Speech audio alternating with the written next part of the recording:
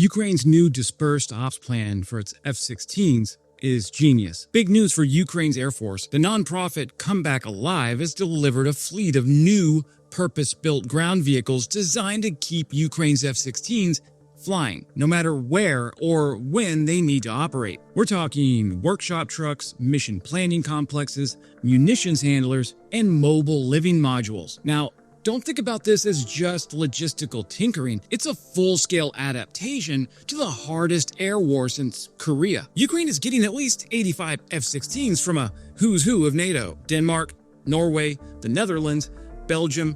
Although the exact delivery count is murky and at least 4 have already been lost, but these vehicles, developed in partnership with Ukraine's state-run defense sector and Ukrnafta, are a direct answer to Russia's relentless bombardment of Ukrainian airfields. The only way to keep these jets alive is to move everything, often and fast. To grasp why mobile F-16 ground support is a breakthrough, you have to picture the operational tempo and the risk on Ukraine's front.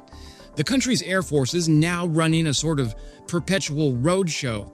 F-16s are constantly cycling between forward operating locations, emergency strips, and alternate airfields, often with little to no warning. This isn't a theoretical exercise, it's a daily reality. Russian satellites and drones keep a 24/7 vigil, and the second a jet or support truck is spotted parked in the open, it's only a matter of time before a Lancet drone, Iskander missile, or a glide bomb is inbound. Ukraine's existing bases weren't built for this cat-and-mouse game. Many are legacy Soviet airfields, never meant for high-volume, Western-style sortie generation. These sites are often poorly hardened, lack adequate shelters, and have spotty security. Worse, F-16s can't just be hidden in barns or hidden in camouflaged revetments. Unlike old MiG-29s or Su-27s, they require much more care on the ground and far more specialized infrastructure for both flight line and weapons support. It's not just about the jets either. Each airfield is an ecosystem. You need fuel trucks, bomb loaders, electronic countermeasure cards, toolkits for avionics and engine work, and a space for mission planning. Heck, you even need environmentals to keep the air condition going when the jet is powered off and on the ground. Even a short temporary F-16 stopover requires dozens of moving parts to come together smoothly. Otherwise, you risk a $30 million fighter sitting idle, or worse, exposed during a high-threat window. The stress on personnel is relentless. Ground crews are often forced to work at night under blackout conditions, scrambling to refuel, rearm, and inspect jets as quickly as possible before another location swap. The pressure is compounded by a chronic shortage of Western-trained specialists. The speed and safety of every sortie depends on minimizing crew footprint and maximizing their effectiveness. Meanwhile, Russia is deliberately targeting not just runways, but the full support network, fuel depots, command vehicles, and even temporary hangars. Every successful strike against these assets tightens the noose, threatening to strand aircraft or force risky landings at makeshift sites. Ukrainian crews have responded by dispersing their operations, sometimes even launching or recovering jets from stretches of highway, just as the Swedes intended with the original Gripen. All this means Ukraine's air campaign is less about domination and more about survivability, flexibility, and constant adaptation. Every F-16 sortie that lands at a different spot, with maintenance and planning support that can pack up and move on at a moment's notice, is another day the fleet stays in the fight. The ground support vehicles aren't just enablers, they are lifelines, giving pilots and maintainers a fighting chance in a landscape where standing still means becoming a target. So let's break down the gear, munitions handling, and maintenance sets. Each package in this new Come Home Alive system is built around a 4x4 workshop truck for prepping and testing aviation weapons. Think of it as a mobile ordnance bay. 2 additional 4x4 trucks, each with cranes, make the dangerous work of hanging munitions way faster and safer. Where it used to take 10 to 12 people to mount a single bomb, now it's 3, sometimes even 1, thanks to clever mechanical assistance and streamlining. The vehicles are ruggedized Iveco dailies and I could never say Peugeot Peugeot. I could never say Peugeot right, huh? Peugeot pickup trucks, chosen for reliability and field serviceability. Okay, so now the mission planning complex. This is a German 6x6 man truck kitted out as a rolling briefing room. Inside, you've got 7 workstations for pilots, mission planners, and comms officers with secure digital networks for uploading flight plans and downloading intel. The attached trailer? Not just for sleeping. It's a mobile living module with bunks, a kitchen, and a shower. Think tactical RV for aircrew who might spend days bouncing from one patch of tarmac to another. Then there's the cost and local support. The whole setup cost is only $1.3 million, most of it paid for by Ukrnafta, Ukraine's biggest oil company. It's a shoestring budget by Pentagon standards, but it packs more operational punch than a whole new airbase, and you can drive it away in under an hour if Russia finds your hideout. Then there's the efficiency and the security. Previously, arming a jet was a laborious, static process. Now, thanks to mobile cranes and modular toolkits, the process is cut in half.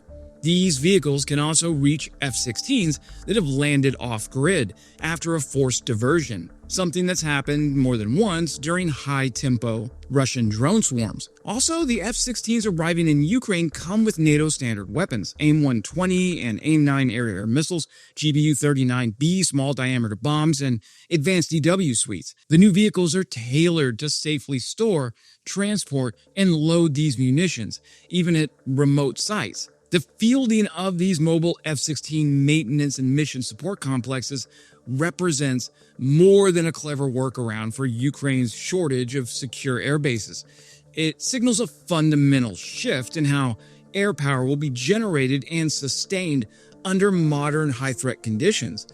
I hope the Department of Defense is taking note. At a strategic level, Ukraine's distributed support approach is a real-world test case for what US and NATO planners call Agile combat deployment. This is the idea that in the age of precision missiles, satellite surveillance, and persistent drone coverage, any static target, especially an airfield, becomes a bullseye.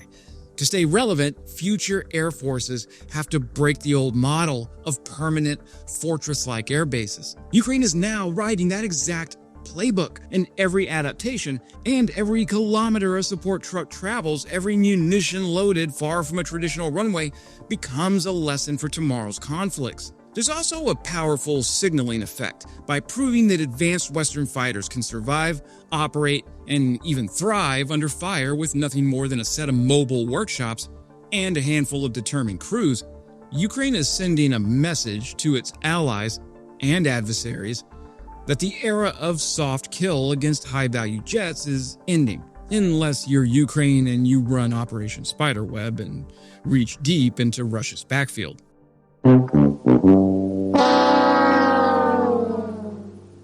Expensive anti-runway and anti-access campaigns lose value when the aircraft can simply take their bombs, mission planning laptops, and coffee machines and move down the road before the next missile lands. This new normal comes with ripple effects. For one, NATO's own modernization roadmaps will likely accelerate, shifting from heavy, fixed infrastructure toward lighter, more modular logistics and support assets that can deploy anywhere on short notice. In the infantry, we used to call this black cycle, where we had to have our gear by the front door, ready to deploy anywhere in the world within 12 hours. We're already seeing the echoes of this in the US as far as the Air Force goes and in European procurement. A move toward containerized maintenance facilities, C-130 portable equipment, and new doctrine for highway landings and pop-up airstrips. Ukraine's innovation also complicates Russian strategic calculations. The more unpredictable Ukraine's F-16 operations become, the less effective Russia's expensive, time-sensitive missile strikes will be. Instead of bottling up the Vipers at a handful of known airfields, Russian planners now face a shell game across dozens of potential sites, each protected by nothing more than mobility and speed. And in this war, well, in every war in 2025, speed is armor. This forced adaptation could shift resources, timelines, and priorities within the Russian campaign, just as the U.S. Air Force's guerrilla airfield concepts are meant to do in the Pacific. Finally, the success or failure of Ukraine's mobile F-16 basing model will ripple beyond this war. Allies and potential adversaries alike are watching to see if distributed operations can really neutralize the overwhelming missile and drone threat facing every modern air force. If Ukraine can keep its F-16s flying, fighting, and surviving where others said it couldn't, it might become the spark that transforms not only how jets are used in wartime, but how they're based, how they're maintained, and how they're supported in peacetime as well. Ukraine's mobile maintenance hubs are a workaround for a bigger problem. Modern jets like the F-16 were never designed for this much expeditionary hustle. The U.S. Air Force and the Marines are scrambling to re-engineer their ground support kits to be lighter, modular, and transportable by C-130s or even smaller vehicles.